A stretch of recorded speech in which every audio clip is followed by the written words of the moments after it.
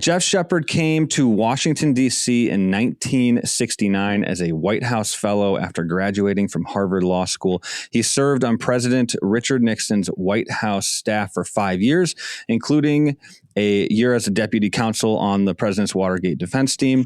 He has written 3 books and produced 2 documentary films, as well as an off-Broadway stage play about the internal prosecutorial documents he's uncovered, many of which are posted on his website, which is www.shepardonwatergate.com.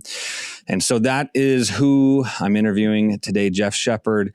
And the reason I wanted to do this was because almost 2 years ago now, Geoff, you went on Tucker Carlson's podcast and you had a long conversation about Watergate and what actually happened during Watergate. And it was the first time in my entire life that I had ever heard anybody give an alternative narrative to what happened at Watergate that wasn't that Richard Nixon was just a terribly corrupt person and that the Republicans are just terribly corrupt people and that just sort of disdain for Nixon's presidency. That was all I heard growing up in history classes and on the media. And that's the case for a lot of people my age. And so I thought it would be interesting to just have an interview, talk about this, and kind of break things down even more than you did on that podcast, which was a great podcast, but even more so for younger people who I just think don't know all the details and have been told a particular narrative for so long, and they don't know actually who Richard Nixon was, and what actually happened during Watergate. And so, yeah, to begin, I know I gave kind of a brief overview as to who you are, but I want to get into a little bit about Richard Nixon and kind of who he was leading up to Watergate, because I don't know much about him. So let's just start with his rise to the presidency. Who is Richard Nixon? Where did he come from? Well, his autobiography, memoirs, begins, I was born in the house my father built in 1913. And it was in rural Yorba amongst the citrus groves. Quakers, and his family was Quaker, really were gentlemen farmers, and the more successful really grew citrus, oranges and grapefruits and that sort of thing. And then his family moved into Whittier, and he grew up in Whittier, which is nearby, near Yorba Linda, and went locally to high school and locally to college, to Whittier College, a Quaker heritage college. He graduated in 1934, and he came east to law school, to Duke University, and he graduated in 1937. But Duke wasn't Duke in those days. They were just starting a law school. It was a regional campus. It was the middle of the Depression. President Nixon lived in an unheated garage with 2 other students without indoor plumbing. It was rough times. Yeah. And then he didn't want to go back to Whittier. He applied for jobs in New York, but the firms wouldn't interview somebody from Duke. They wanted Ivy League schools. He applied to the FBI. And it looks like they lost his application, or the letter back to him was mishandled. But he never heard back from the FBI. So he went back to Whittier. And then World War II came along. He volunteered. He went to the Pacific Ocean, Western Pacific, and returned home in 1946. He learned how to play poker when he was in the military. Quakers don't play poker, but Nixon learned how to do it. And he came home with winnings of $10,000. And picture how good you had to be at poker. Yeah. And remember, I don't know if you've ever played, but it turns on your ability to read the other people in the game by their gestures and their eyes and their mannerisms, and not let them read you on whether you're holding a pair of aces or nothing and bluffing. And he got quite good at it because he came home with $10,000. The local Can I real quick just say, I just looked up $10,000 in 1945 or in the 40s is equivalent to almost $200,000 today. Yeah. That's a lot of money. And, you'd have to hide it. I wonder where he put the cash to bring home. Right. I mean, I assume they had quasi-banking for the soldiers, but in any event, the manager of the local Bank of America branch in Whittier chaired a group of Republicans, and they wrote him as a returning veteran asking if he was interested in running for office. Wow. And I've seen the letter. The guy, he's passed on now, but it was his dad who did that. Nixon agreed. He ran in 1946, and he worked his tail off. And the guy he was running against was an incumbent named Jerry Voorhees, 5-term incumbent Democrat, voted by the Washington, D.C. media as the most popular congressman. Wow. And Nixon outworked him. The guy was taking the home vote for granted, and Nixon won, which was surprising. He was then put on the House Un-American Activities Committee, and they did the investigation of Alger Hiss. Alger Hiss was a very prominent person in the 40s and 50s, thought to have been a communist in the 1930s.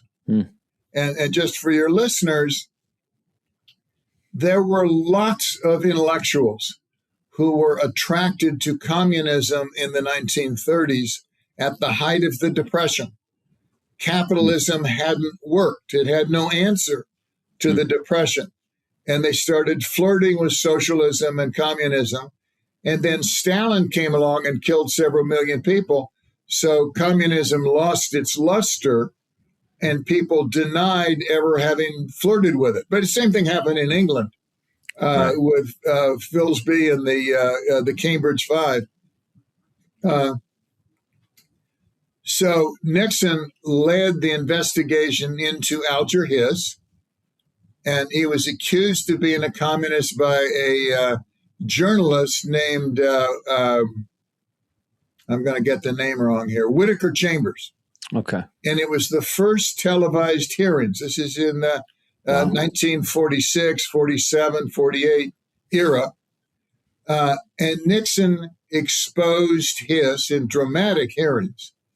And he told the story later. He told it a lot. It wasn't that Hiss could be convicted of being a communist. The statute of limitations had already passed, long past. He was convicted of perjury because he lied about it.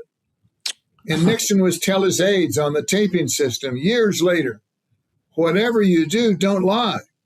Right. Because then you've got two problems. You've got your original problem and then the fact you lied about it. Wow. So, you can say, I don't remember, but for heaven's sakes, don't lie. Right. And he carried that through. He would talk about the Hiss case a lot, and people misunderstand it. What he was saying was the Harry Truman administration wouldn't disown Hiss. He was a darling of Harvard Law School. He'd taught by Felix Frankfurter. He clerked for Oliver Wendell Holmes. He was the equivalent of the wokesters today.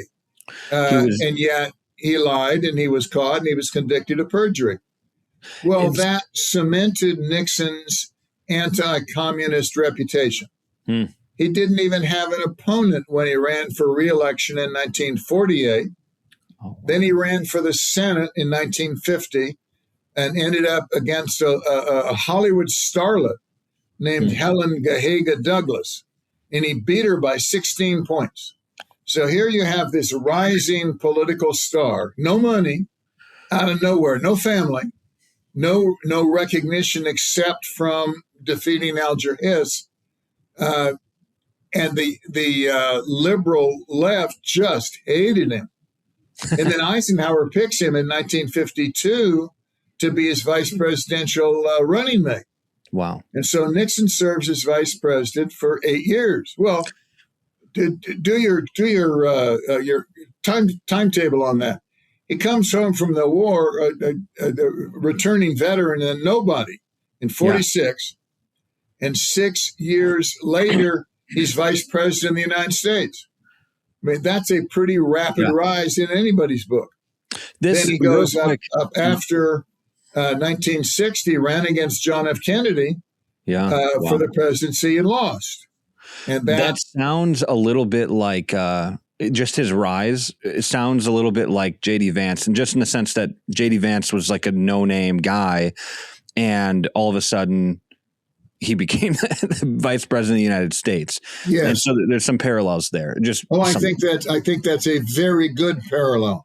A guy from nowhere wrote that book, Hillbilly Elegy, and gets elected, and we'll see where his career goes. Right. But at least as of today, Eisenhower was a military leader. He wasn't a politician. So Nixon, as vice president, did all the political stuff. And that earned him even more baggage and hatred from the left. Because Eisenhower wouldn't do it. Nixon campaigned. Nixon went around and endorsed people. And then he lost. Close election. Some people think there was cheating going on in Chicago and Texas, Illinois and Texas. And he had 8 years in the wilderness. Didn't hold office.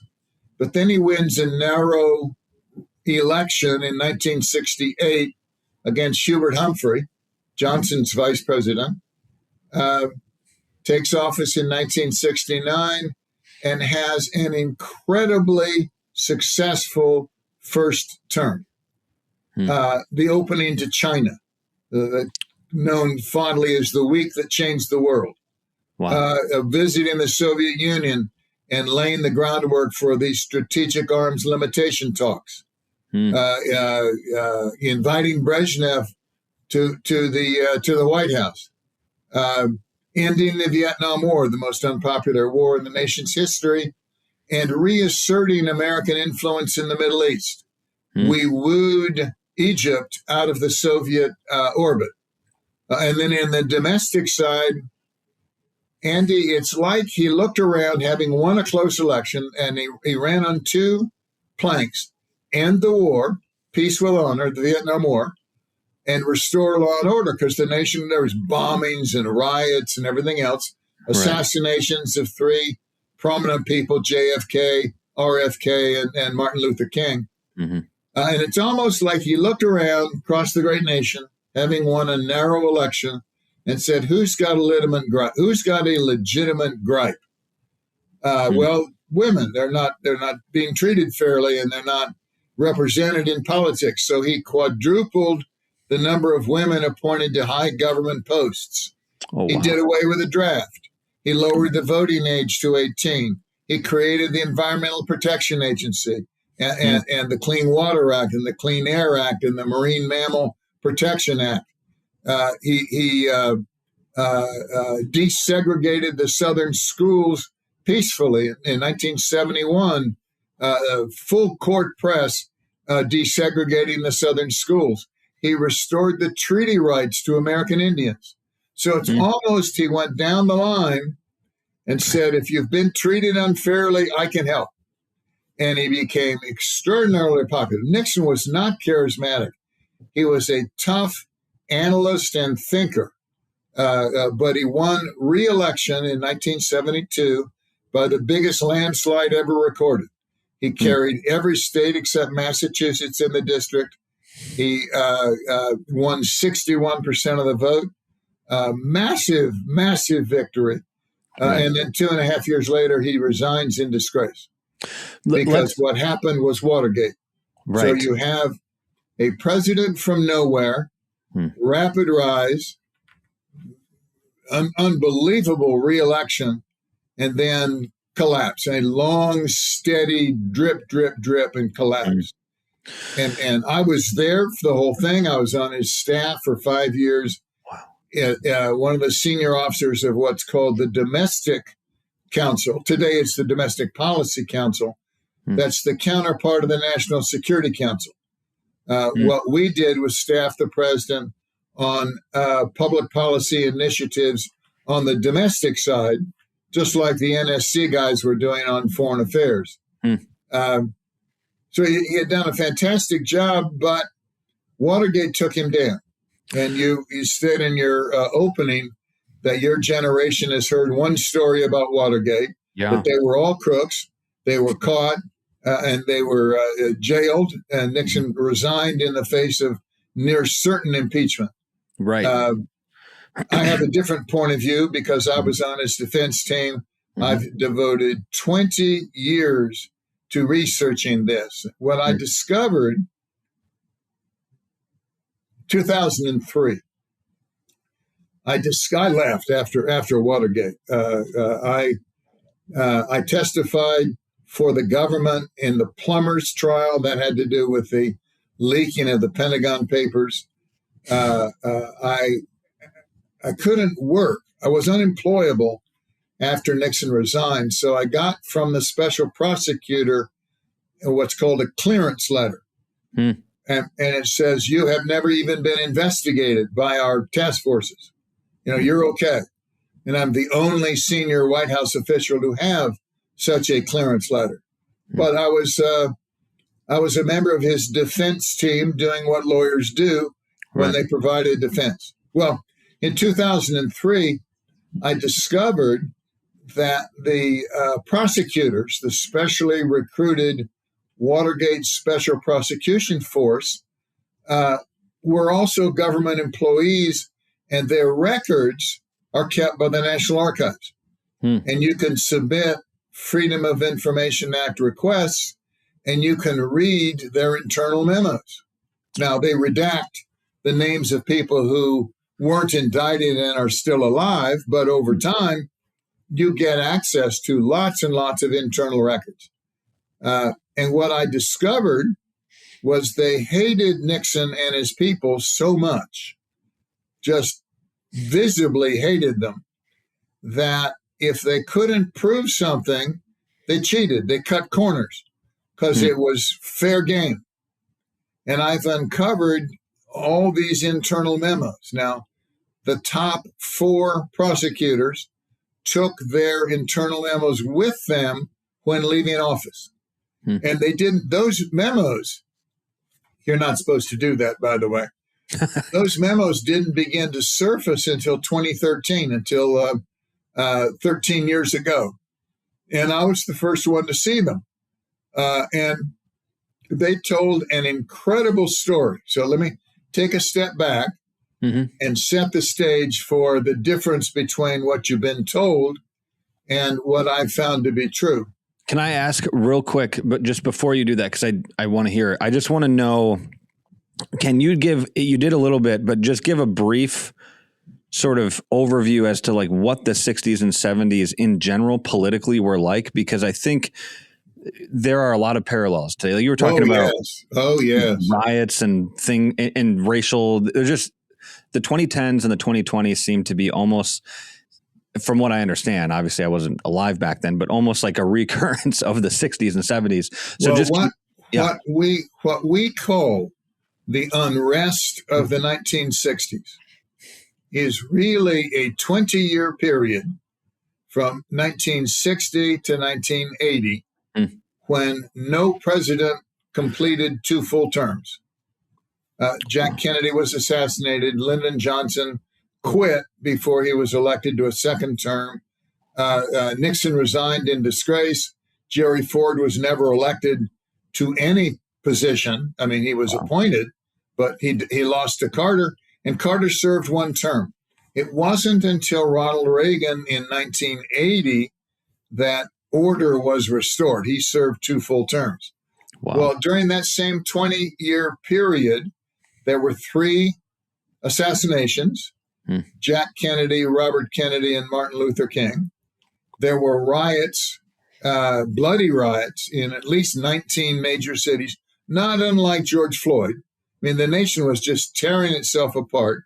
The Vietnam War was the most unpopular war in the nation's history. Now, let me see if I can explain why. Yeah. There's this little thing called a draft.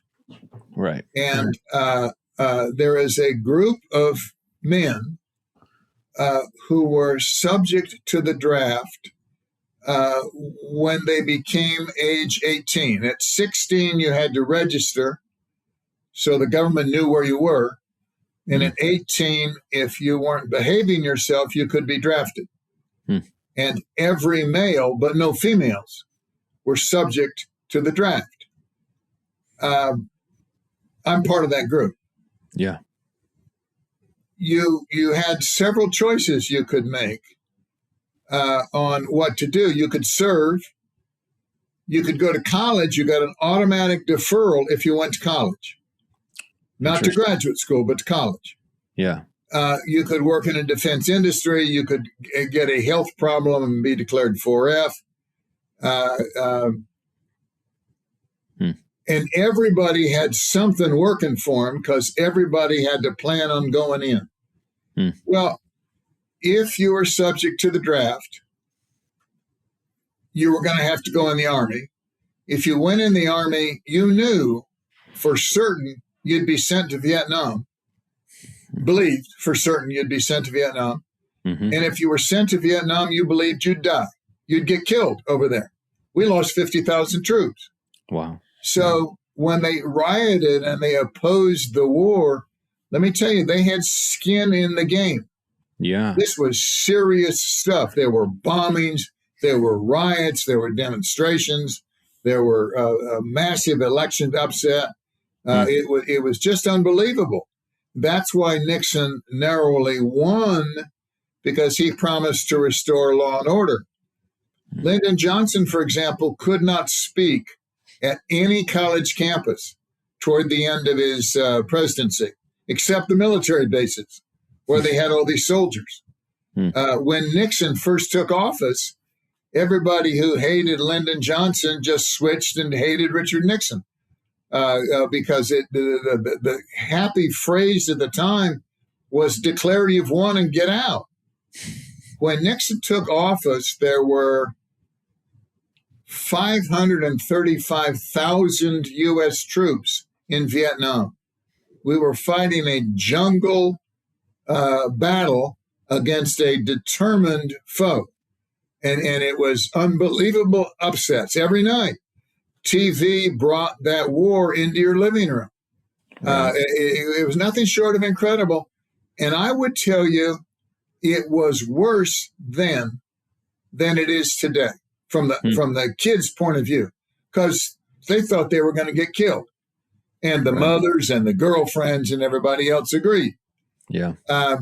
It turned out after Nixon switched to the all-volunteer Army, ended the draft, they only needed 10% of the people subject to the draft. So the first thing he did was institute a lottery.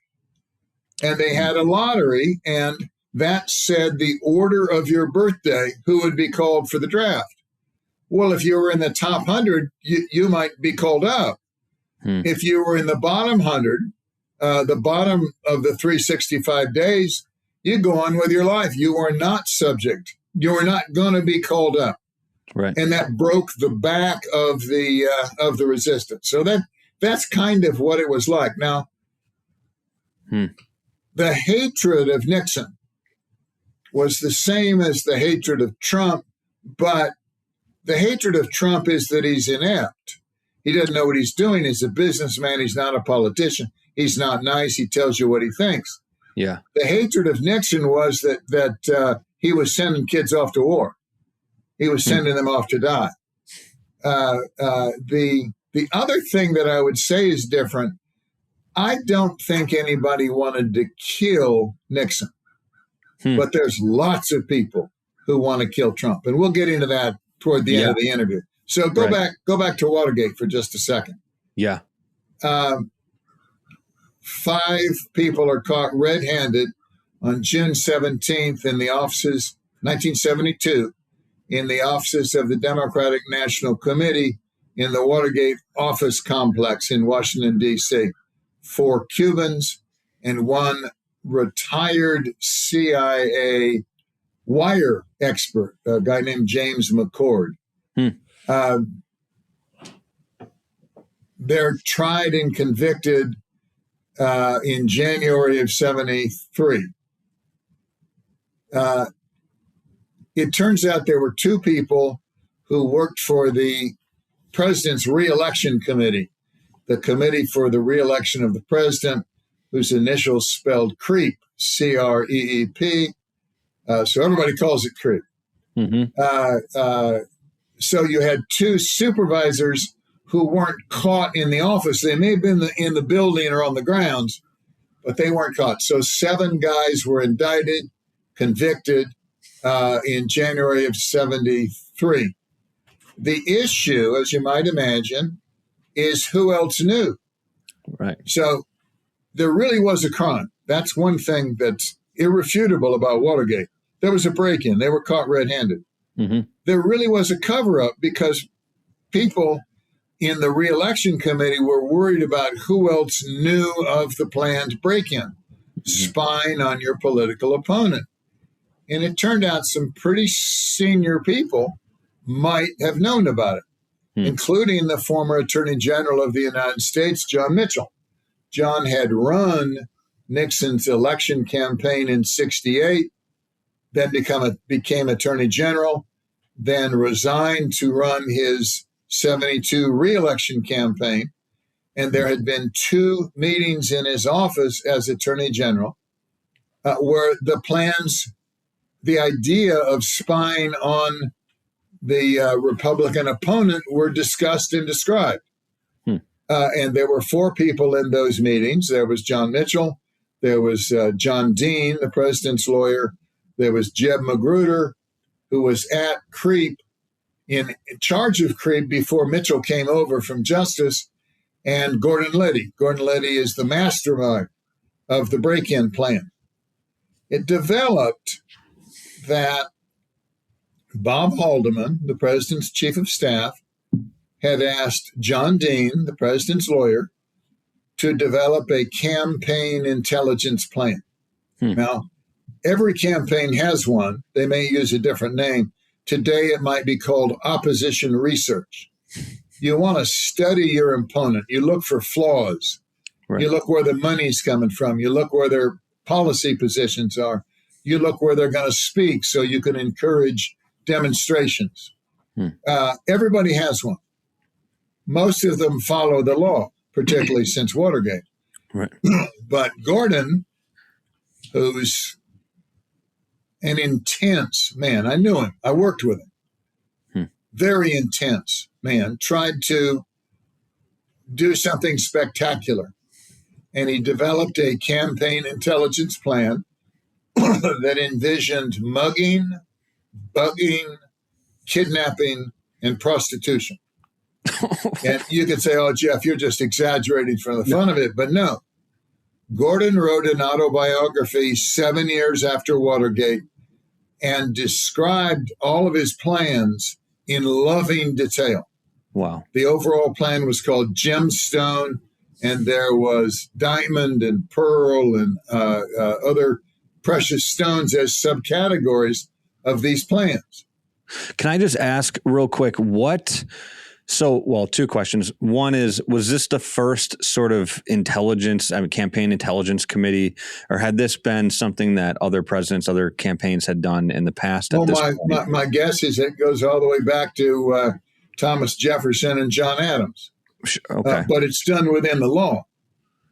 And for example, go ahead. Yeah. George McGovern, who was the president's opponent, the Democrat, had a driver that would drive him to the campaign events. We recruited that driver so he'd tell us the night before where George was going to be the next day. Now, you may say that's unsavory, but it's perfectly legal. That's not planting bugs. That's not kidnapping people. Right. That's not hiring women of the night to get opponents to talk about what their plans were. But Gordon just went out of control. Now, where did that ambition come from? It sounds like Nixon was incredibly successful and everybody in the country really liked him. And if I were And I'm not, but if I were around that, I'd be like, let's just ride this thing out and see, like, let's just let people continue to like him, and we don't need to like take any major risks and commit crimes. Yeah. Where did all that ambition come from to commit crimes? Well, that goes back to John Adams and Thomas Jefferson too. Sure. People get to vote. You're unsure what they're going to do. Nixon true. Yeah. had been robbed in his view. Nixon had been robbed of the presidency in 1960 by Jack Kennedy and his campaign people. Yeah. He was terrified that Teddy Kennedy, Senator Edward Kennedy of Massachusetts, was going to jump into the campaign in 1972 at the Democratic Convention without being in any primary because of his scandal at Chappaquiddick, where Mary Jo Kopechne had drowned. And Nixon believed to the very marrow of his bones that Ted Kennedy was planning on springing from nowhere, and the magic of the Kennedy name would beat Nixon again. So he'd take his people, this is an analogy, and he'd grab them by the lapels and shake them and say, you don't understand the risk we're faced with. Things look too good. You aren't working hard enough. You're going to sleep on me. This is serious stuff. Well, unfortunately, Gordon Liddy, who never met the president, never met John Ehrlichman, the head of domestic affairs, or Bob Haldeman, the chief of staff, Gordon was looking to show off. Gordon was going to be a real hero, discovering all about the opponent's campaign, and then he was going to get a senior position in the second administration. When Haldeman asked Dean to put together this plan, Dean hired Gordon Liddy to do it. And he promised him at least $500,000, a free hand. Wow. Gordon went crazy. And then he presents it, and Mitchell's appalled and says, that's not what we had in mind. So they ride back to the White House, Gordon Liddy, John Dean, and Jeb Magruder. And they say, Gordon, you better calm this thing down. You know, Gordon's plan was $1 million. Come back for $500,000. What can you do for us for $500,000? So he comes back. There's a second meeting 6 days later. The first meeting was January 27th or 28th of 72. The next meeting is February 4th or 5th. Now it's $500,000, and mugging, prostitution, and kidnapping are out of the plan. But there are specific targets for bugging, the DNC and McGovern and others. And it's still not approved. In fact, John Dean shows up a few minutes later and says, we shouldn't even be discussing this in the office of the Attorney General. You want to talk about this further, you come see me, but keep it away from Mitchell. He's got to have plausible deniability. And that term will come up again because there were things they didn't tell the president so he wouldn't have guilty knowledge. And one of the reasons Nixon was in the dark during the cover-up was they didn't want to taint him with knowledge. So you're sitting there saying John Dean, I believe, was running the cover-up as the president's lawyer. The FBI agent who was in charge, a guy named Angelo Lano, in charge of the investigation from the day of the break-in arrests through the convictions for the cover-up trial, he said on tape in an interview by the National Archives, he credits John Dean with 95% of the cover-up initiatives. But John Dean was the first to switch sides, offer to testify against his former colleagues. So he became the star witness for the Senate hearings and the star witness for the prosecution of Nixon's people in the cover-up trial. So John Dean is believed by most of your colleagues to be the hero of Watergate. Yes. When in fact, he's the moving party. I watched your documentary. He recruited and hired Gordon Liddy. He ran the cover-up by the FBI, not just by Shepard. and testified falsely, I believe, against his former colleagues. Now, all that's off in the future. We don't know that. The tension is built by the public hearings. The Ervin Committee hearings dominated the nation. Everybody watched. It was daytime TV, gavel to gavel. And it was all one-sided. Now, today, people will tell you, well, the J6 committee was one-sided. There were only 2 Republicans, and they were anti-Trump, Liz Cheney and Adam something or other. Yeah. Well, the Ervin Committee was similarly stacked. 4 Democrats, 3 Republicans, but one of the Republicans was vehemently anti-Nixon and acted as though he was a Democrat. And we have the lead counsel, majority counsel for the Ervin Committee on tape saying, we needed a 2/3 vote to issue subpoenas, which required that we have a Republican vote. But we had Lowell Weicker. He was acting as a Democrat anyway, so we had no trouble subpoenaing anybody we wanted. And then it was a one-sided show. You were required to put your testimony in writing the night before. They could see it. They could leak whatever they wanted. So then the next day when you appeared, they said, we understand you have a statement. You can summarize that in 2 or 3 minutes, and we'll just put it in the record. So nobody heard the defense. And there was one, but it's not, they weren't innocent. There was real troubles. Really was a crime. Really was a cover-up. But John Dean, their local hero, he got to read his entire 240-page statement, and he ended reading it by design at the end of the day. So there was no cross-examination, no rebuttal. It was all John Dean all the time. It was one-sided. But then when these so what your folks have been told is conventional wisdom.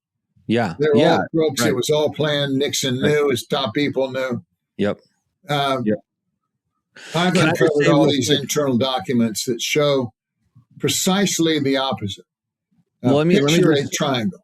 At each point, you have one of the branches of government, the executive, the legislative, and the judicial. There were 3 federal judges who met secretly with the prosecution. You can't do that. Those are ex parte meetings. They discussed what was going to happen at trial. And you can say, those are just rumors. Except they came back from their meetings and they wrote memos to the file memorializing their agreements, memorializing their discussions. So it is irrefutable that there were meetings. Now, they'll tell you, it was perfectly innocent. We were talking about grandchildren and wedding plans, what Hillary claimed. Can I ask what's what should be the consequence for that? For people who have no idea. So that's great. I watched your documentary last night and I was shocked because by what you just said, it sounds incredibly corrupt and it sounds obviously it's, you can't actually be just as a judge if you're meeting with the prosecutor. So what should have happened? Well, if it had been known at the time, those judges could not have participated in the prosecution or the trials. So it changes everything. The prosecutors who met with the judges could not have participated.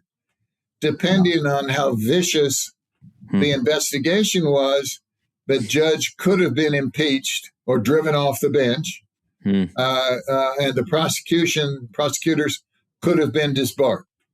Wow. I have been able to produce indications of 10 separate meetings with Judge John Sirica, the chief judge of the D.C. District Court, who appointed himself to preside over both the burglary trial and the cover-up trial. This is as corrupt as a judge could be. He was not unbiased. He was not fair.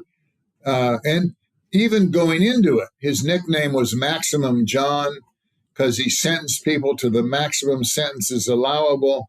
He was the most reverse judge in the federal court in District of Columbia, usually for denial of defendants' rights. Another person the prosecutors met with on 2 or 3 occasions was Judge Gerhard Gesell, who presided over the Plumbers trial, the trial after the leak of the Pentagon Papers when they were investigating Daniel Ellsberg. I testified at that trial for the government because I was a chain of custody witness for certain documents. As deputy counsel, I had transcribed the tapes. I ran the document rooms that held files the prosecutors wanted to introduce into court. So I had the unfortunate experience of testifying against my former colleagues to explain how this particular document got into court. The third judge is Judge David Bazelon. He's the chief judge of the Circuit Court for the District of Columbia, the D.C. Circuit.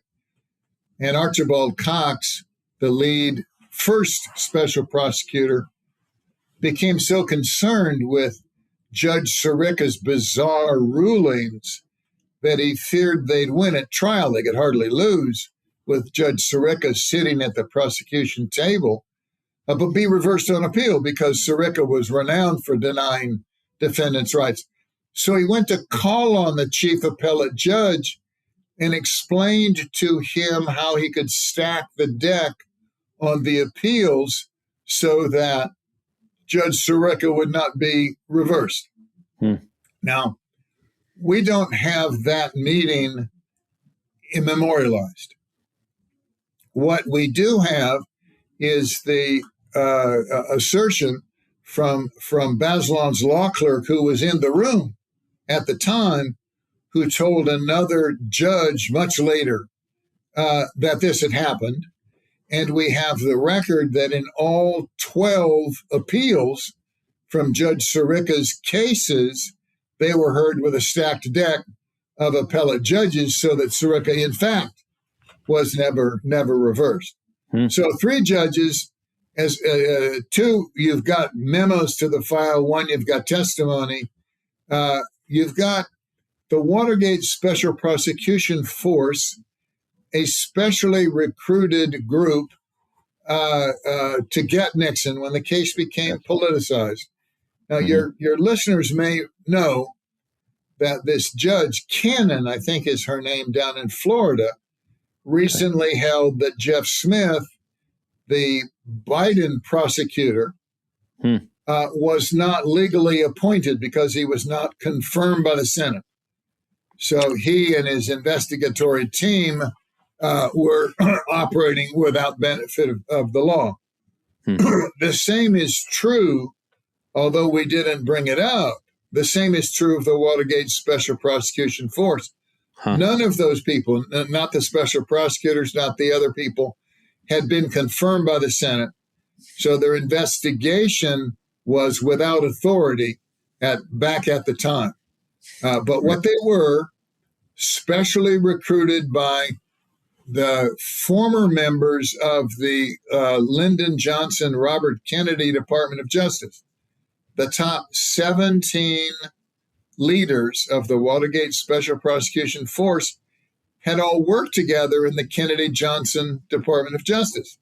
So you've got a constitutional inversion.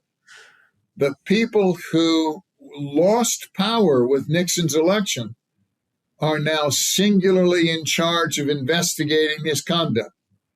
And they're specially recruited because they hate Nixon. Almost all have law degrees or college degrees from the Ivy League. Nixon, if anything, was not Ivy League. Right. But the Special Prosecution Force, my first book lists them by name. Who came from which, Harvard and Yale and Columbia and University of Virginia. Yeah.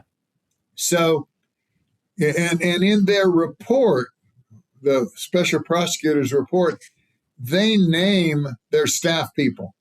They don't tell you who's a lawyer and who's an accountant, but they name their staff people and the dates they worked for the special prosecutors. And there's 156 names.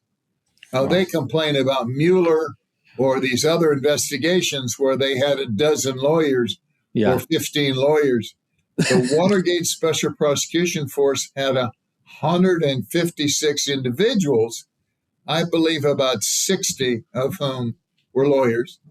And they announced at the very beginning when they were appointed that they would investigate every single allegation of wrongdoing lodged against the Nixon administration since it took office.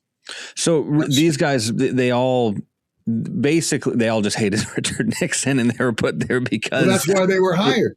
And that's okay. So you said something while you were talking that sort of was somewhat revelatory to me, because it's unknown in my generation again, but I know the Kennedys. You mentioned that Ted Kennedy could have thrown his name into the ring and ran for president. And this is an interesting thing because the motivation for Watergate, or the motivation to spy on your opponent or to just get information on your opponent, is foreign, I think, to people in my generation. Right. Mostly because we were taught so many jacked up backwards philosophies growing up in the public school system. But I've always wondered, what actually was the motivation? And it really makes sense that Nixon was nervous of the Kennedys, because my wife and I have been looking into the Kennedys a lot, just because they're an interesting family and it's American history, and it's all, they're very interesting. And because RFK is now very popular. But the Kennedys were incredibly ambitious family. You read about old Joe Kennedy. Yes. I mean, the kids, it was he was basically just grooming them to become the president of the United States. Each one in turn. Yes. Each one. Now, Teddy, the last, is 14 years younger than his oldest brother. And the old man's had a stroke, and he's not as tough on Teddy. And Teddy's not the man that his brothers were. Right. So they got to cover for him. They've got to plow the field in advance of him showing up. Again, because of Chappaquiddick, where he drowned one of the campaign workers. So you got to remember, the break-in occurs before the Democratic National Convention picked McGovern. Right. McGovern was in lead, but Nixon believed Teddy was going to emerge at the last minute, and that opportunity had not been foreclosed. Now, it's also been shown, beyond a shadow of a doubt, neither Nixon nor Haldeman nor Ehrlichman had any idea of the break-in in advance. The trouble was John Dean, in running the cover-up, the inept cover-up, he poisoned the water for his colleagues on the White House staff. His inept, they were clean. They wanted the truth to come out. There were crazy people at the re-election campaign who got caught and needed to be punished. I mean, that was clear as a bell. Yeah. But John Dean, in trying to protect himself from being investigated, and Mitchell, corrupted everybody else. And then he says, there was a conspiracy, and I'm the only one who can testify against these senior people. You don't want me. I'm just an underling. Now, I was running the conspiracy, so I can testify it existed. And my senior colleagues were part of it because I tell you they were a part of it. There's nothing in writing, nothing proven. The Haldeman and Ehrlichman, and to a lesser extent, Mitchell. Right. Mitchell's not as clean as the other two. They're brought down because of actions that are way out on the periphery of the cover-up.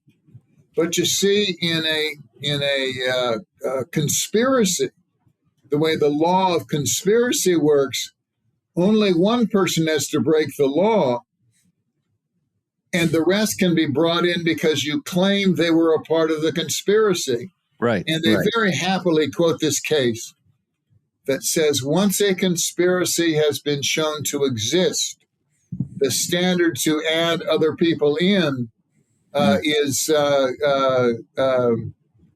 an easy one to meet. So the prosecutors, specially recruited, highly partisan, basically let John Dean go in exchange for his testimony against his colleagues, right, who are more senior, more hated by the left, and convicted. Because John Dean was trial, the three who are convicted on all counts, right, Haldeman, Ehrlichman, and Mitchell, of obstruction, conspiracy to obstruct, and perjury.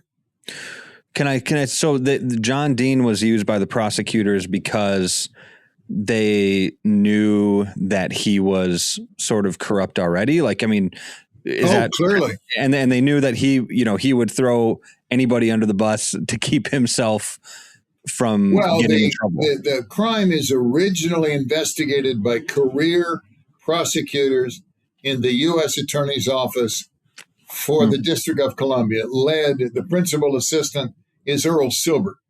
Okay. Earl Silbert is a prosecutor's prosecutor, one of the few genuine heroes of Watergate. He investigates and prosecutes in a very objective manner. They would not give John Dean immunity.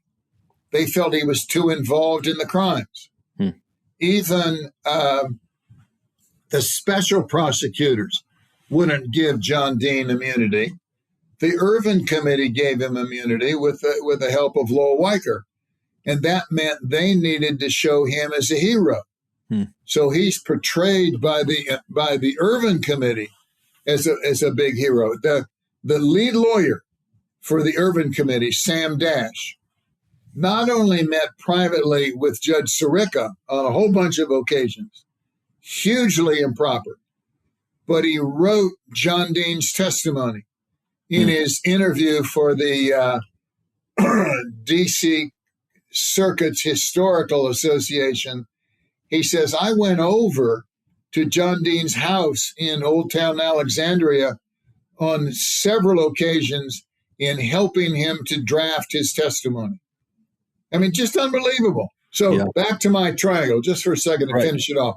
Yeah. 3 federal judges communicating improperly with the specially recruited Watergate Special Prosecution Force, and we have it all in writing, and with the Congress. So the special prosecutors are giving grand jury information to the Congress, to the House Judiciary Committee, and the head of the Irvin Committee is meeting secretly with Judge Sirica. This secret memos, secret meetings, secret coordination among all 3 branches of government. And then you go to your question, what if this were known at the time? They couldn't have participated in the prosecutions. What if it came out later, 2 or 3 years later, after these guys were convicted and imprisoned? The cases had to be vacated. You couldn't maintain that was even close to due process at law. Yeah. So the whole thing would have collapsed and collapsed. Yeah. Wow. So, there's and here it is, because they took their records with them, the special prosecutors. Yeah. It didn't start to come out till 2013, 40 years after the events, 40 years after your friends and viewers have been assured Nixon was a crook and all these people were rightly convicted. Yeah. Now, there's one other aspect we should talk about. It's called the roadmap. Right. The prosecutors concluded with Sirica, another secret meeting, that the law was too unclear on whether you could indict a sitting president. So they had this grand jury information gathered with a view toward criminal prosecution. But they feared it would get tied up in court forever. So they wanted to use that evidence to impeach Nixon politically rather than to prosecute him criminally. That meant they had to take this grand jury information and get it to the Hill, to the House Judiciary Committee. Wow. But grand jury information has to stay secret forever. That's the law, Section 6E of the Federal Rules of Criminal Procedure. Mm-hmm. So they was trying to figure out how they could move it up to the Hill. And one of their top lawyers came up with a creative idea. We won't call it a grand jury report. We'll call it a presentment. Now, interestingly, the Fifth Amendment says you can't be tried except by presentment or indictment of a grand jury. But there'd never been presentments at the federal level. They have them at the state level. It's a grand jury report that's not accompanied by an indictment. And one of the special prosecutors came up with the idea, we'll call it a presentment, and we'll tell Sirica, therefore it can go to the Hill. Wow. But, this is so bizarre, so creative. If we spring it on him, he might reject it out of hand without appreciating the genius behind it. Right. So they decide they'll go see him secretly to get him briefed and convince him in advance of something coming before him for ruling. Wow. And there are memos. I have them in the file saying, here's what we ought to do, but we ought to go see the judge. Jaworski goes and sees the judge, explains the situation, and they were right. Sirica's very resistant. He says, I don't think we can do this. And Jaworski, in his own description, describes how he turned Sirica and convinced him to accept a brief, a memo on why that was okay, which we never got to see. We weren't told what was going on. And up pops this report. It's called the Roadmap, nicknamed the Roadmap because it will lead to Nixon's certain impeachment. And Sirica sends it to the Hill, and it stays under seal so that Nixon's people, his defense lawyers, never saw what's in the report. How does it stay under seal? How is that even possible? Is it just because the people who had it basically just didn't disclose? It's because Judge Sirica ruled that the House Impeachment Committee could see it, but Nixon's defense lawyers couldn't because it was grand jury information. And they appealed it, of course, and the D.C. Circuit goes up to Bazelon, and Bazelon says, yep, Sirica's right. Now, that report, the Roadmap, stayed under seal till 2018. Wow. Okay, 45 years, and it was finally unsealed in response to my petition. Oh, really? So when National Archives has it posted online, you can go find it. And right at the top, it says unsealed by order of the Chief Judge, October 11th, 2018. And then it lists my action that petitioned for it being unsealed. Well, once you can look at it, once it sees the light of day and you take it apart, they weren't truthful in their assertions for the Congress. They can't prove an integral fact to getting Nixon. They cannot prove that he ordered the payment of blackmail to Howard Hunt. Right. Howard Hunt facing certain imprisonment. He's going to be sentenced on, I got to get the dates right, March 23rd, 1973. He's been convicted. Sirica's going to sentence him to a long term, and he's going to be walked off, frog marched off to jail.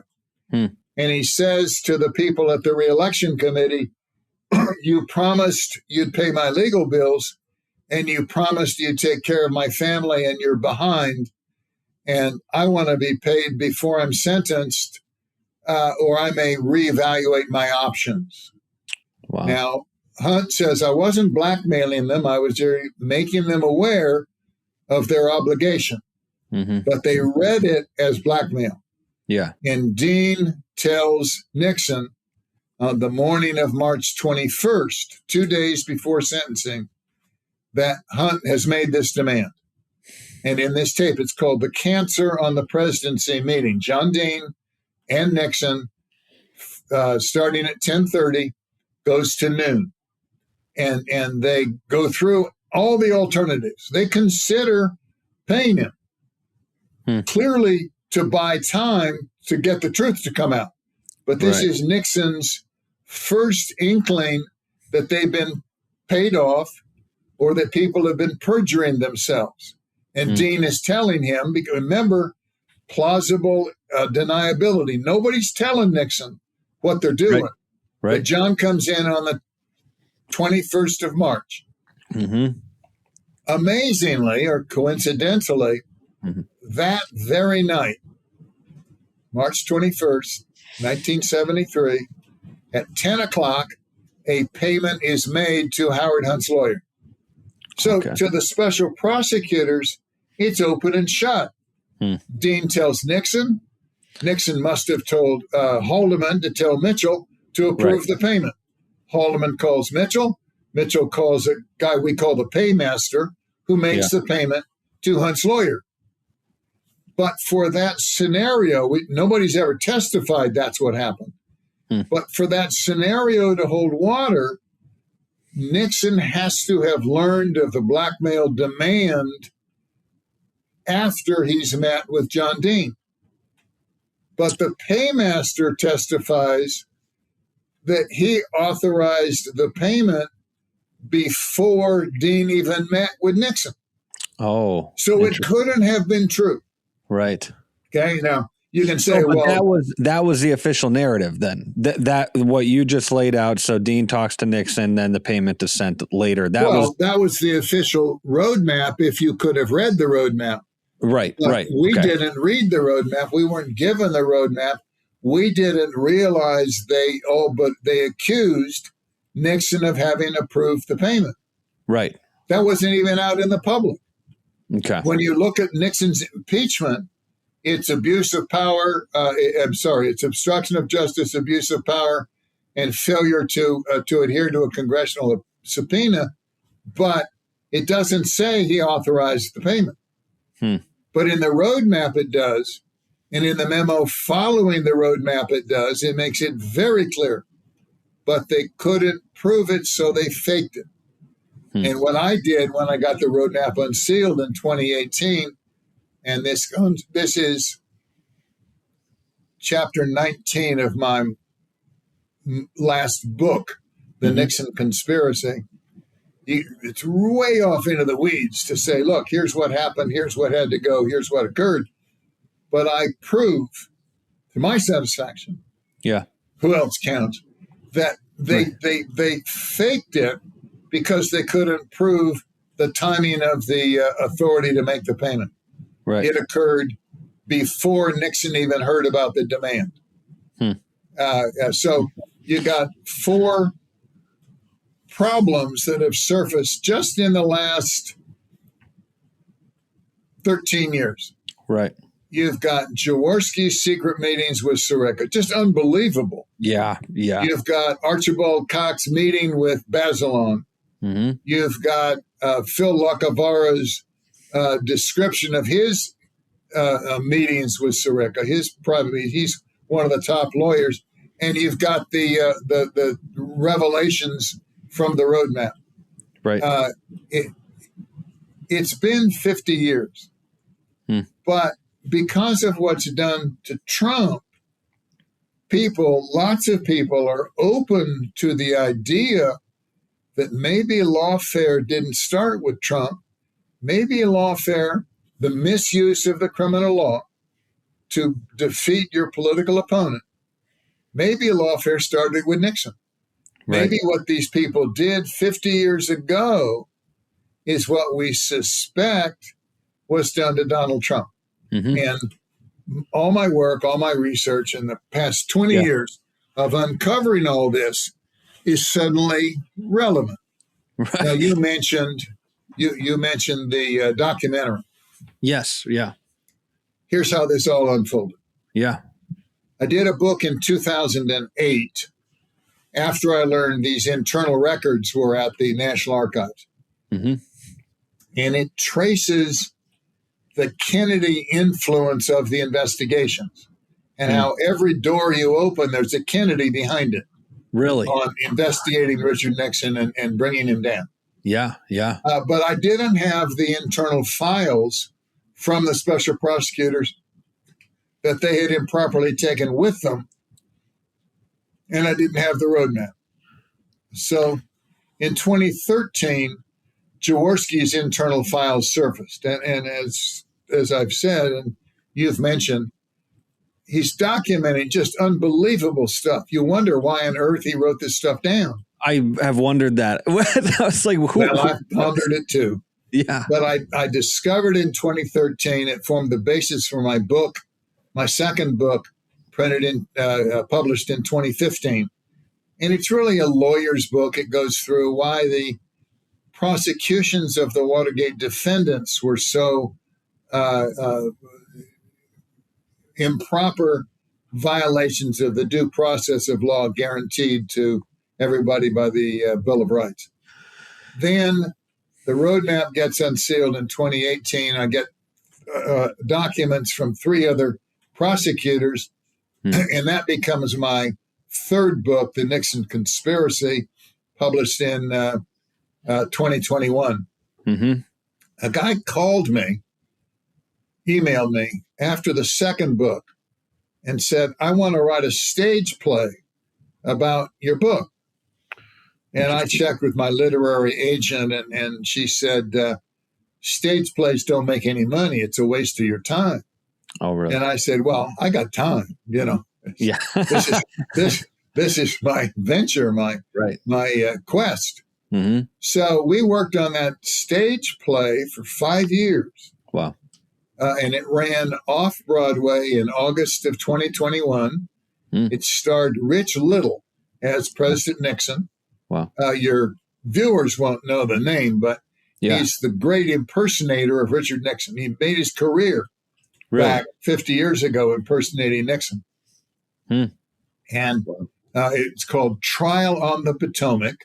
And it illustrates, it reenacts the kind of trial Nixon might have gotten if he'd not resigned. Remember, you're impeached by vote of the House.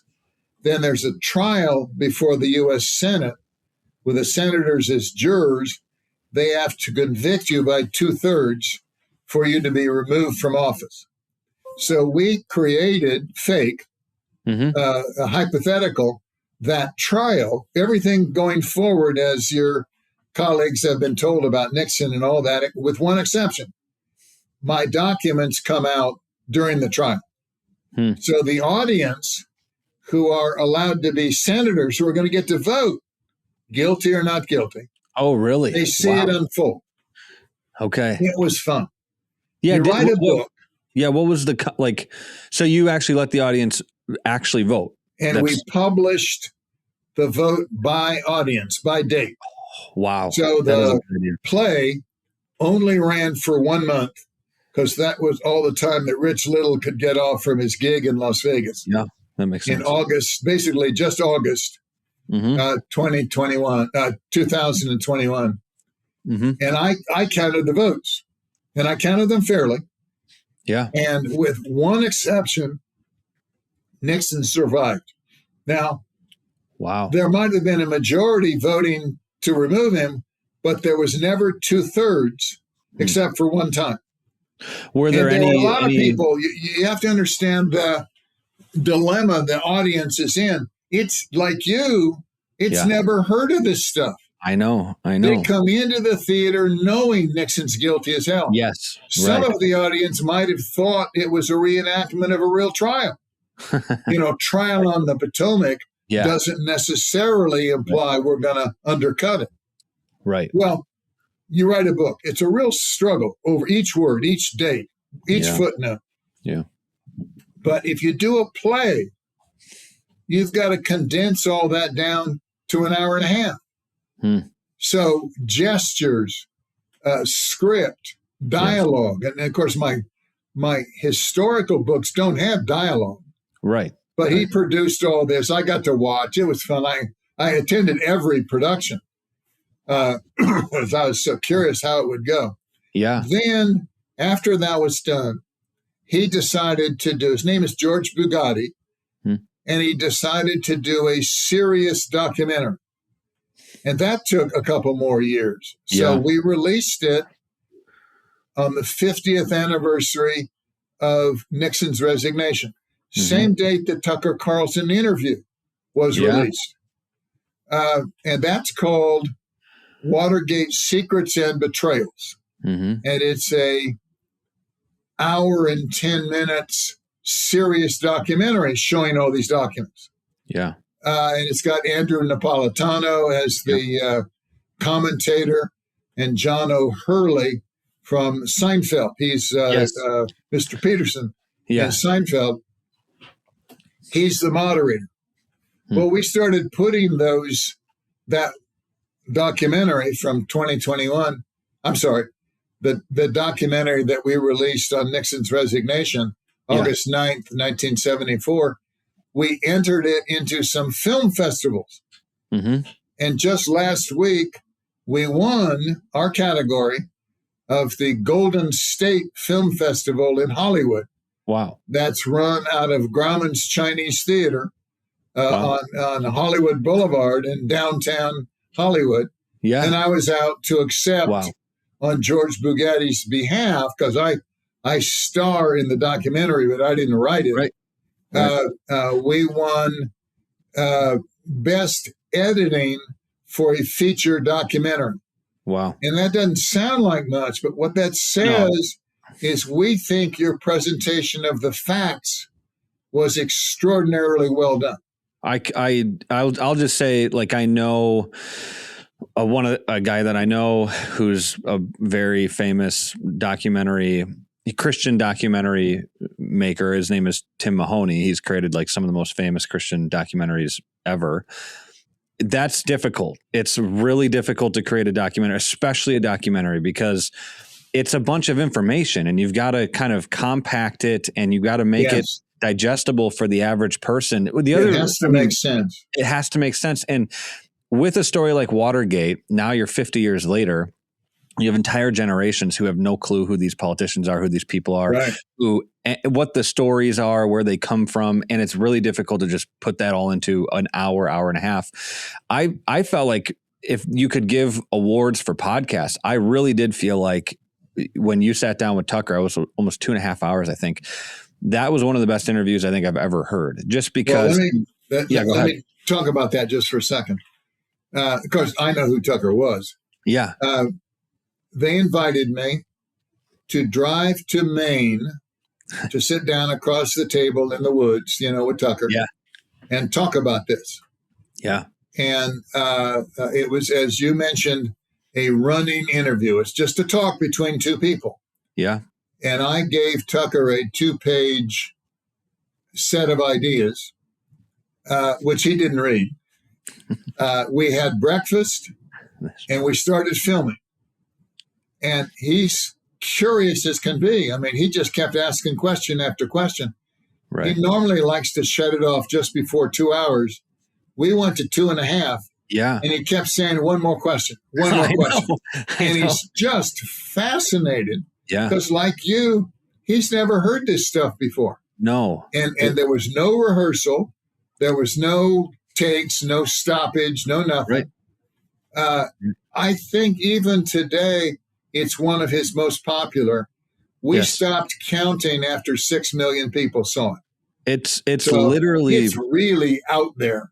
Yes. And it's out there because of what's being done to Trump. Absolutely. And that's what's reignited the interest. Well, you did it. And people are saying, I think legitimately, people are saying, wow, is it possible? Look at these documents. Mm-hmm. Is it possible that's what was done to Dick Nixon? Right. And what we did, we screened the documentary last Thursday a week ago at Grauman's Chinese. And the public is invited to participate if they want. We had about 45 docents from the Nixon Library come into Hollywood to watch the program.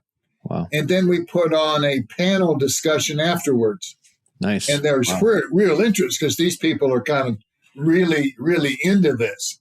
And that's filmed, but I haven't seen the film. So I don't know whether we're going to use that for another documentary or just put out bits of that out and around. But your viewers, if they want to review the material that I produced, there are two ways. They can go to my webpage, www.shepardonwatergate.com, and it shows the books. The homepage, if you scroll down, shows the documentaries, the series of interviews with Hugh Hewitt, a program I put on at Temple University with 12 presentations. Yep. Or if they just, and you can get to the documentary that way too, or you can go to www.watergatesecrets.com, and the documentary will pop up, and you can rent it for $4 or buy it for $9. It's a hour and 10 minutes, and it for a lot of people, I've been told, they got to watch it a couple times because it's try as hard as we have to make it clear. Watergate is a very, very complex unfolding drama. This is I mean, there's so many things to talk about here because I think one of the main questions that I had, and it's the whole thing is sort of poetic in a way too, because if you're talking about the Kennedys are this elitist, very wealthy, rich. They've got the right attire. Everything Nixon wasn't. They're the exact opposite. And it's almost beautiful in that way. It's just very interesting in that way. But I'm wondering what is Nixon's thought process through all of this? Because he didn't know all of the information. He was incredibly successful as a president. Everybody loved him, and he was, voted in by the vast majority of the country. Everybody respected him. They respected him. Nobody loved Dick Nixon. Nobody loved him. Everybody respected him, which is probably better in politics anyways. So what was his thought process? Or, because I never heard anything. I just heard Watergate happened, Nixon's out, and then we move on from that, and we don't talk about Richard Nixon anymore. That's kind of I want to correct myself. Yeah. His family loved him. Of course. When he resigns, he announces the night before, August 8th, tomorrow I will resign the presidency at noon tomorrow. Then the following morning, he says goodbye to his staff in the East Room, and his family is up on the stage with him. And I had just been involved with a smoking gun, a transcript, and I thought Nixon was guilty.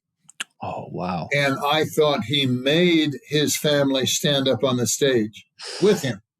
Wow. Because they were trembling and anxious. Yeah. And I came to find out I was totally wrong. They demanded to be there alongside him. Wow. They didn't want him to resign, but he resigned because the Republicans came and said, we're going to get wiped out in the next election if you don't resign. So he resigned. Imagine he loses the race to Jack Kennedy because he's been cheated, he believes. Yeah. Now he's driven from office and resigns. And he doesn't think he's guilty, but the rest of the nation does. Yeah.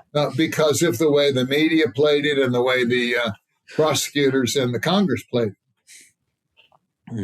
Well, this is a fascinating thing about your interview with Tucker that I never even considered because I've grown up in the age of internet news and media and all of the, social media, and just the fact that there's so many, independent investigators. There's just, everything's different now than what it even was 20 years ago. But the media and how they portrayed the story. And I think, correct me if I'm wrong, you had mentioned that all of the major news companies were kind of within one block of each other.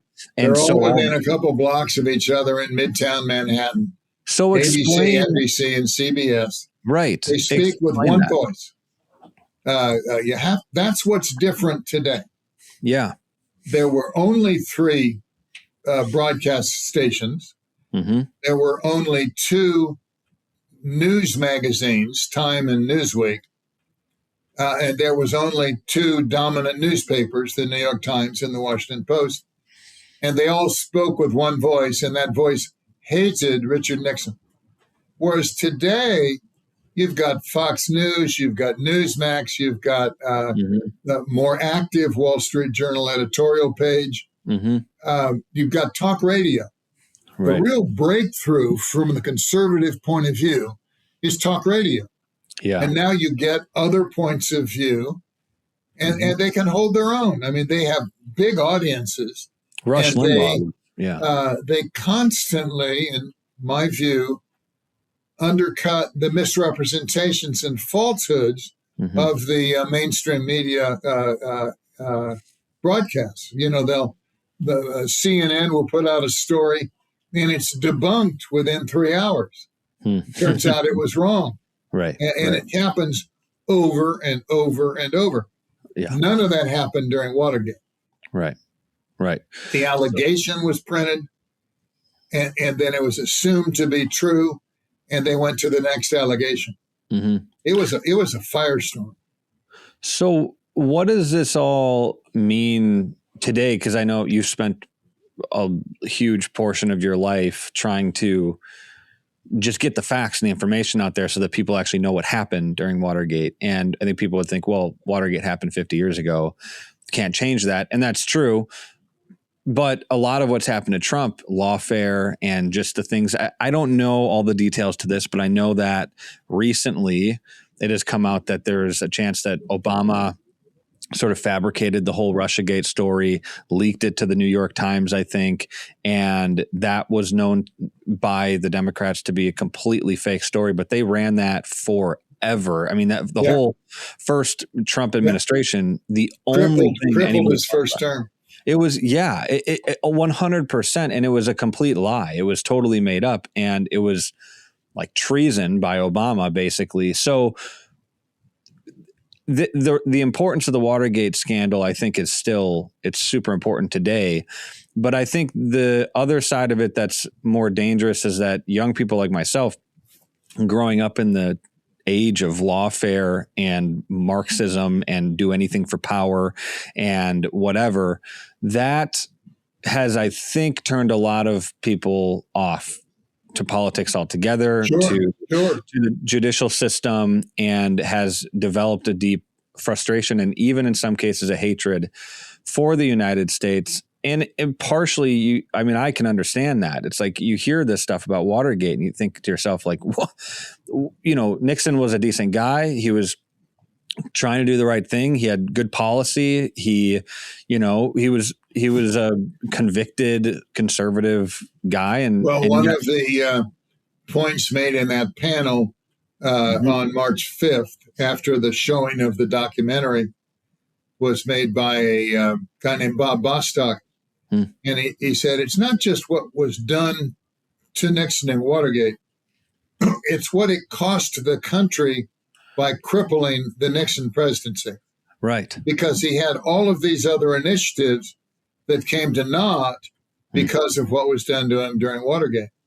And that's it's a separate aspect, but it's part of the loss from this scandal. Just to correct, and I'm not a scholar on Trump or what was done to him. My understanding is that the Russian hoax was invented by the Hillary Clinton campaign to detract from her leaked emails and her use with Uba or whatever her name was, where she was sending State Department cables to a printer in their house bathroom, and that Obama knew that effort was underway and did nothing to correct it. He allowed the lie to be perpetrated, but that's still got lots of time to come out. Yeah, right. The Republicans are in full pursuit of wrongdoing, stretching back to Obama. This midterm vote is going to make a huge difference on whether that continues or Trump is impeached.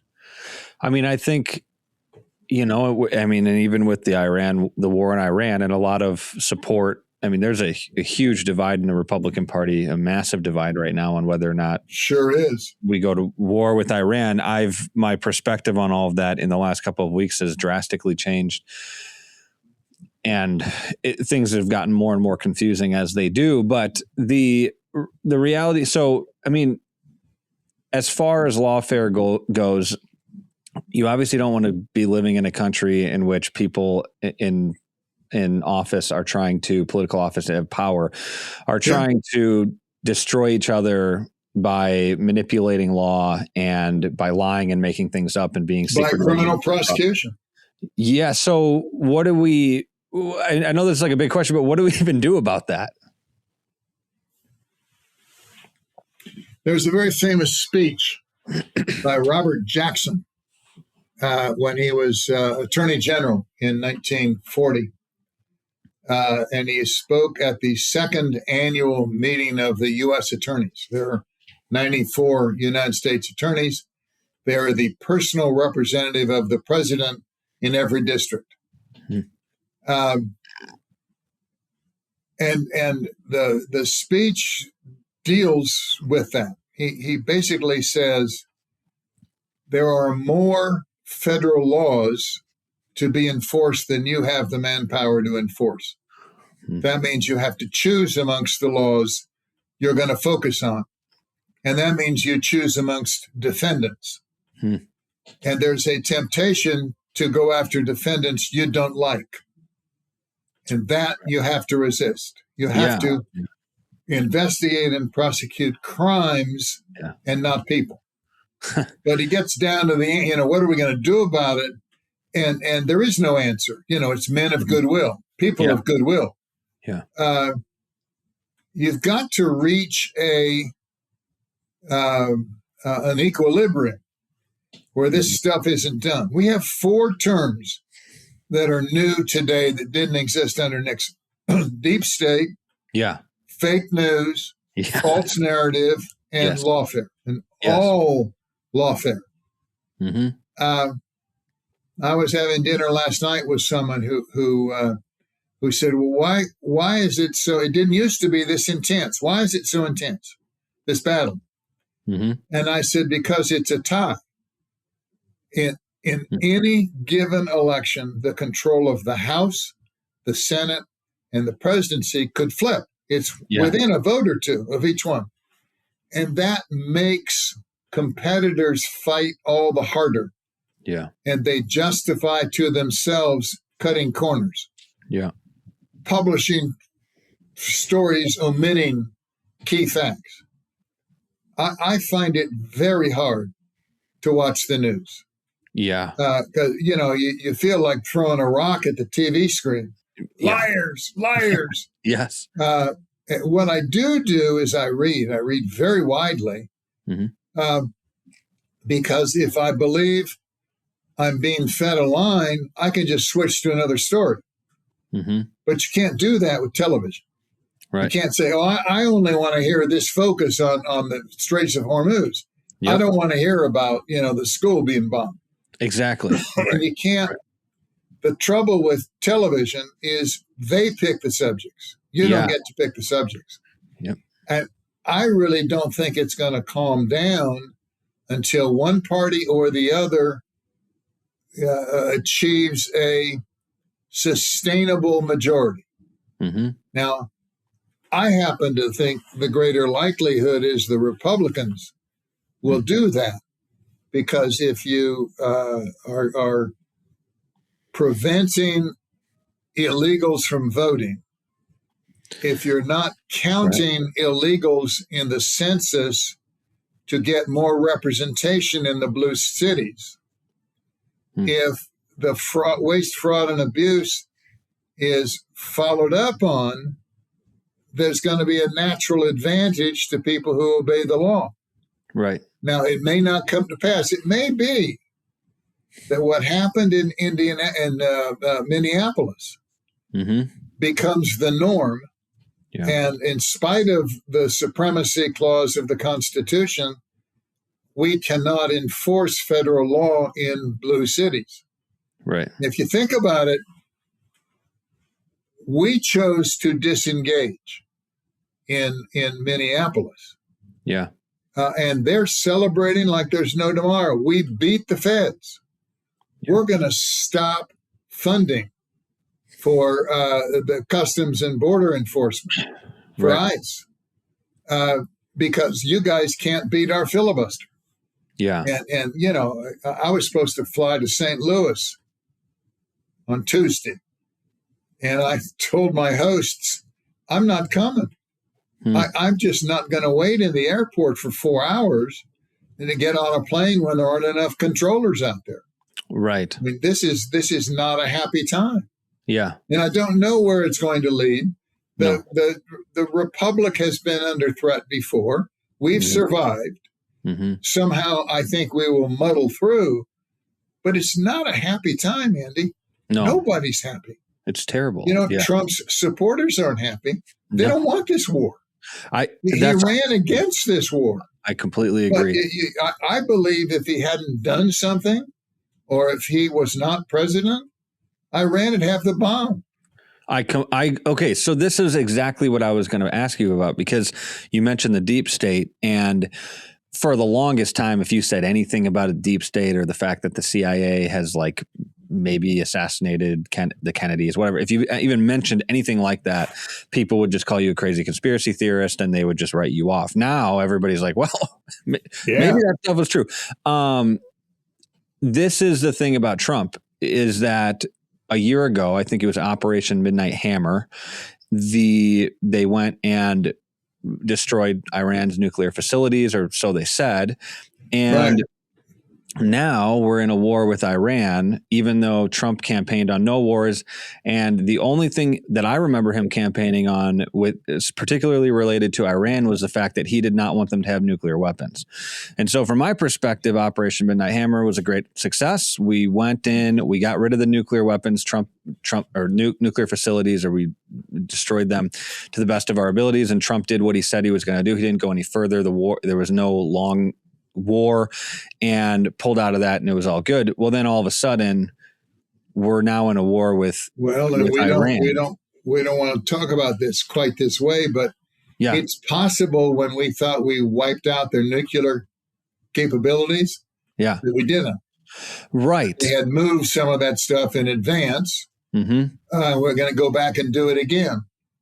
How do I put this?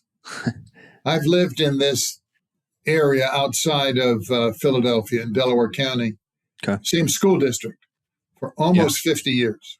I know lots of people. Mm-hmm. I don't know a single male who's outspoken in his defense of President Trump. Right. They just keep quiet. Yeah. You know, maybe calm conversations off to the side, but nobody's waving the flag. No. And I think that now, Delaware County, of the 4 collar counties around Philadelphia, it's the most liberal, but not very liberal. These 4 counties determine who wins in Pennsylvania. Oh, really?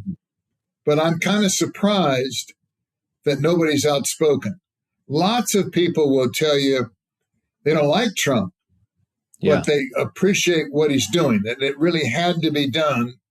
And thank heavens we have a president willing to do it, or we would be looking at bombs run by Iran. I don't want Iran to have bombs. One of the guys said, one of the men whom I respect, and he's more liberal than I am. Most people are more liberal than I am, maybe. Sure. He said, I just worry there's no plan to get out, that we're stuck back in it. And I said, how many people do you think harbor that same concern? They said, well, I think they're a fair number. And I think 95% of the people harbor that concern.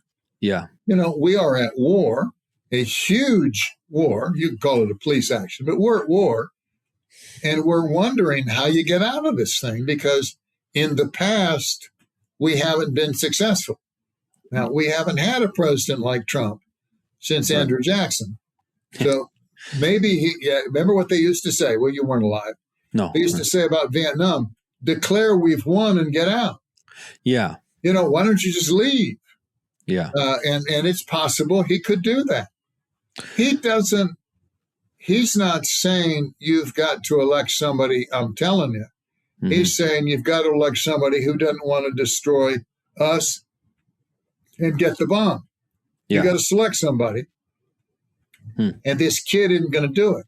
No. But like in Venezuela, he says, you want to poop in the soup, and that's how you people want to run your country. That's fine. Just don't threaten us. Right. And I think that I was totally in favor of him when I don't want Iran to have nuclear weapons. They obviously hate the United States and they hate the West, what we stand for. I think everybody agrees on that.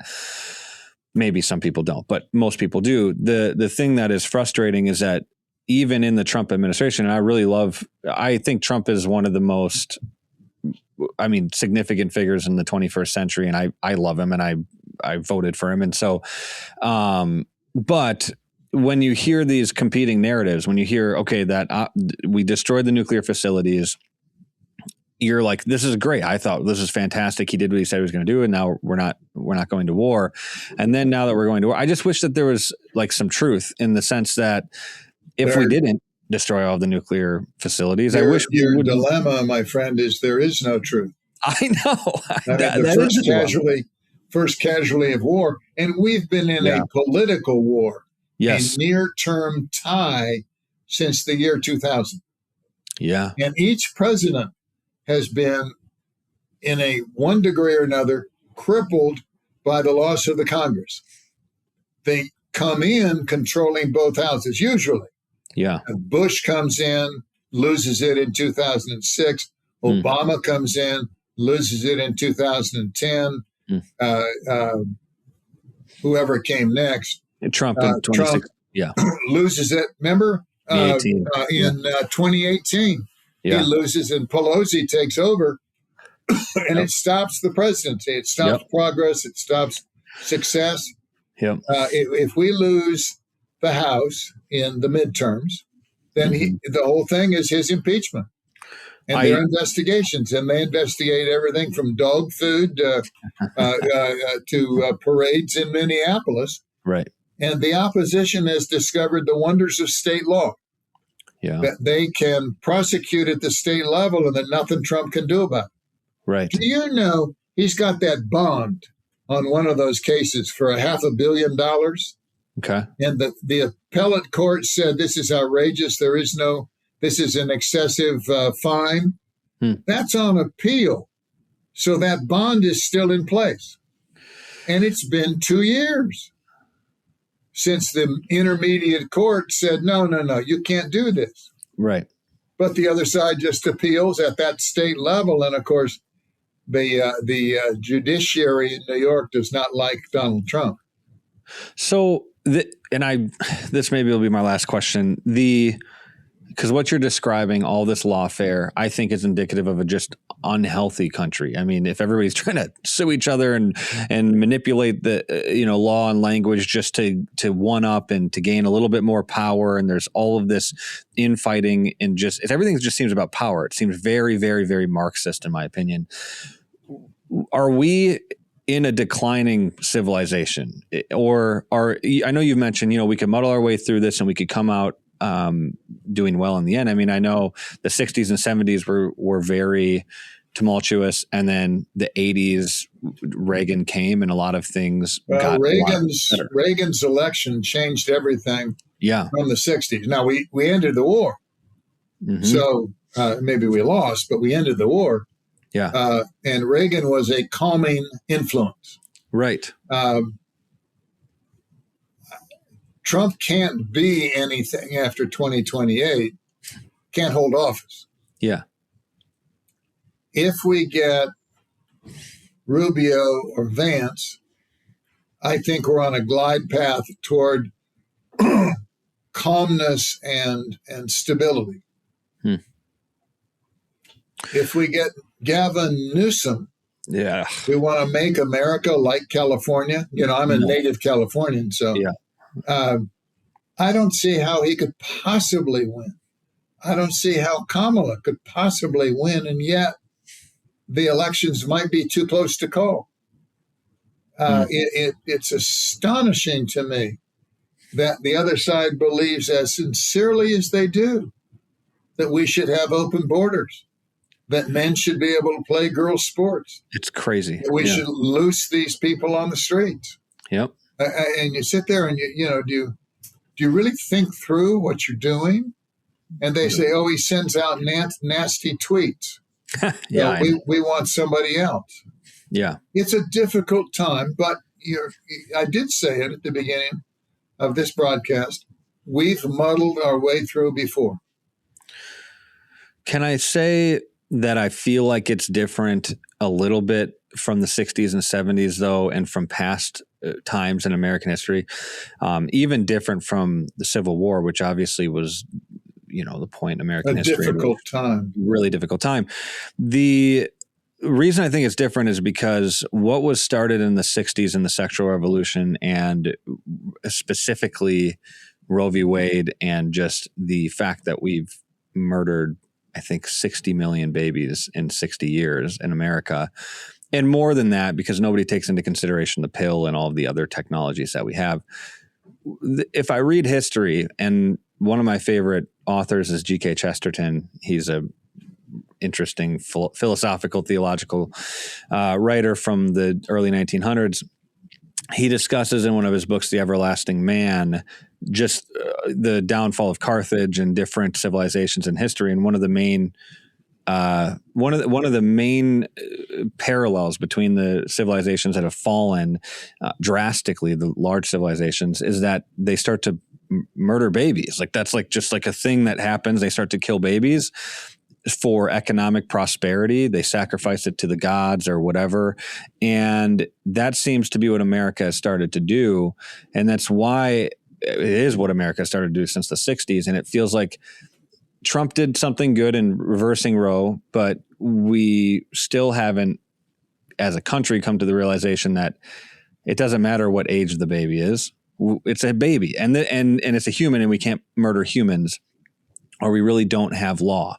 And so I guess all of that to say, on the social issues, which I think are incredibly important as a conservative, it does feel a lot different, because in the maybe 40s, 50s, and 60s, I bet you Republicans and Democrats, I don't know, you can correct me, probably all agreed you shouldn't murder babies. But now people my age, like, they just think murdering babies, they don't even care if it's alive. Like, you talk to them, I talk to them, right. And they're like, I don't care if it's alive or whatever. I don't care what the science is.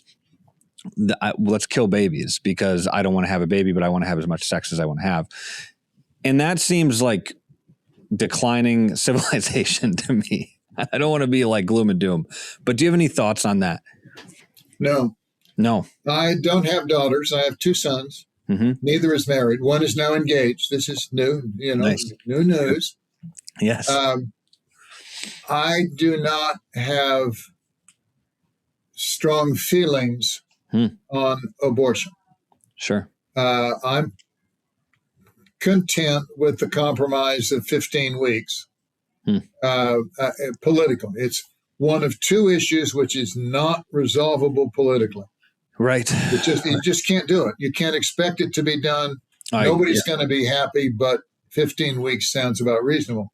Mm-hmm. That having been said, I am crazy concerned and believe to the very marrow of my bones that civilizations fall from sexual wrongdoing. I agree. Yeah. That when you start to tolerate deviance, that there is no end to the mischief and the wrongdoing. Greeks failed, Romans failed. Yeah. I just, and I'm very fearful on that. Yeah. I think there's a growing influence. Mm-hmm. I'm also concerned about this brand new issue, and we'll stop because I'm on very thin ice. This issue called feminization, which seems to maintain in any given grouping, the minute you get a dominance of women, the standard changes. Yeah. And the traditional understandings, the societal agreements go by the wayside. Yeah. And we're moving strongly in that direction in medicine, in law, in education. And I feel very strongly about Trump's initiatives on ending DES, and think that that's one of the great benefits of his presidency. Because when you get away from merit, and to a large extent, feminization is the antithesis of merit. Yeah. And I happen to have done very well under a merit system. So I'm fully in favor of a merit system. I think that's a good note to end on, my friend. It is. And I know you say you're treading on thin ice. I totally understand that. Just biologically too, though. I mean, it's a fact that men have lost 30% of their testosterone on average in America over the past 30 years. Yep. So that's just an interesting fact. And that's why I smoke as many cigars as I can. Well, men used to be good for two things: fighting as soldiers, and farming before there was mechanization. Yeah. Where strength really mattered, really made a big difference. Yep. And now we don't know what to do with them. I agree. Women do better on tests. Yep. You can say, well, that means they're smarter. But they do better in educational situations where you sit in a chair all day long. 100%. Guys can't sit still. Yes. And they're not made to do. Yeah. No, I was just going to say they're not made deal with that another time. Right. 100%. Yeah. Men are not made to sit still. At least I don't think God made men to just sit still. And I agree. That's all like super interesting stuff. But I just want to say thank you for doing this. I feel like the narrative of Watergate it's been so cemented into the DNA of American history that people, so many generations, have no clue what happened. And it is the perfect time because of the distrust in the institutions and in the media and everything that they've tried to do to Trump. More people today are open to at least having a conversation about what's actually happened in the last 60 years, what happened with Nixon, what happened with the Kennedy's assassinations, what happened at 9/11, like what actually happened. And your podcast with Tucker to me was just like, blew my mind. I sent it to my dad. He listened to it. He was like, I didn't know any of this stuff. We didn't know any of it. And so it was just, thank you for what you're doing. And obviously, thank you for doing this podcast. I really appreciate it. It's good to be on your show, Andy. Take care now.